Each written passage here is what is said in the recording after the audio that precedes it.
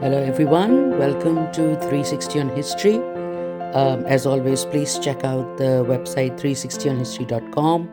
Join us on YouTube and check out all our social media. Please do subscribe and like and share. Today, we are going to continue with our Fantastic Women series. There are many other podcasts in that series, so please go to our back catalog and listen to some of them. We have scientists and other important figures from history.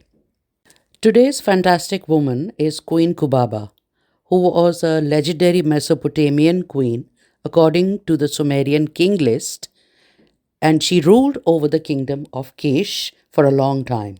In fact, legend has it that her rule lasted over 100 years. Now that's improbable, but we are going to go ahead and tell you her story anyway.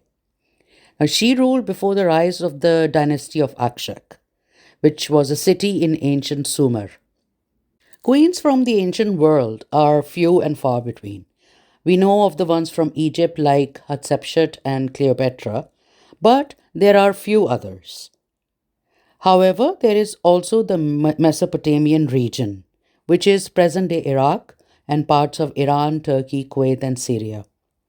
This is the cradle of some of the world's earliest civilizations and the site of the earliest development of the Neolithic Revolution from around 10,000 BC.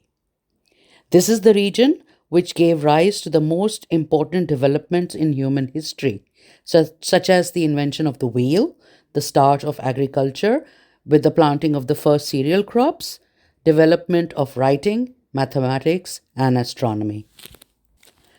This region was one of the first ancient civilizations, home to historically important cities such as Uruk, Nippur, Nineveh, Assur, and Babylon. Some major territorial states, such as the city of Eridu, the Akkadian kingdoms, the third dynasty of Ur, and the various Assyrian empires, all started from this region. You can check out the map in the blog on our website.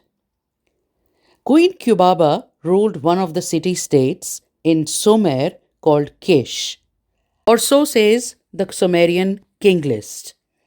This is an ancient Sumerian text that was likely created to legitimize the claims to power of various city-states and kingdoms in southern Mesopotamia during the late 3rd and early 2nd millennium BC. The Sumerian King List repetitively lists Sumerian cities, the kings that ruled there, and the lengths of their reigns. Perhaps Queen Kubaba was the first woman to be ruler in ancient Mesopotamia.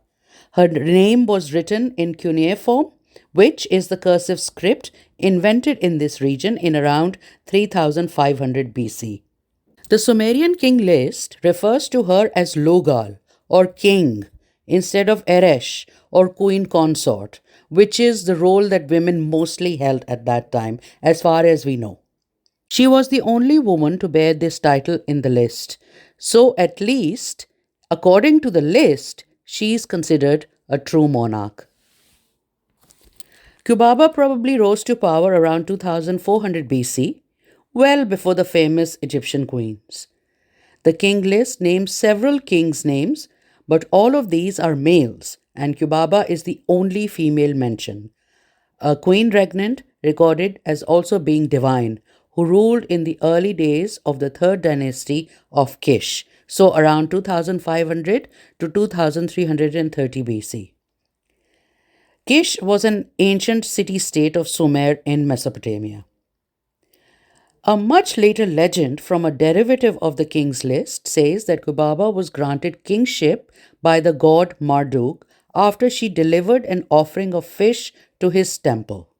Such accounts were probably written to show that kings who properly worshipped Marduk were rewarded, while those who neglected to do so were rendered powerless. The list describes her as an innkeeper and credits her with strengthening the foundations of Kish. After her 100-year-long reign, a temporary transfer of power took place from Kish to Akshak before it was regained by Puzur-Suen, her son. He then in turn was succeeded by her grandson Zababa, a legendary opponent of historical Sargon of Akkad. Now, this 100-year reign is obviously not correct, but we have to take this along with the fact that her name was mentioned in the list. The list says that she ruled following the Great Flood after Sharumitar of Mari was defeated. Some historians consider her part of the fourth dynasty of Kish. Her profession as an innkeeper is also worth noting. Female innkeepers had a significant role in Sumerian life and mythology because beer had paramount importance in Sumerian culture and religion.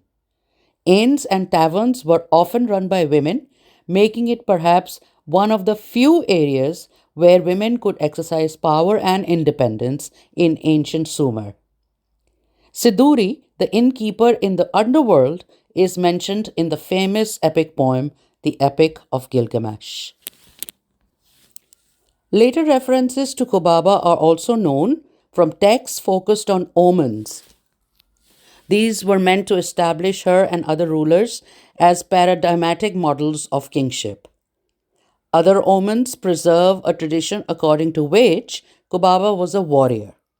Now, this indicates that over time, the human Kubaba is replaced by the divine goddess Kubaba.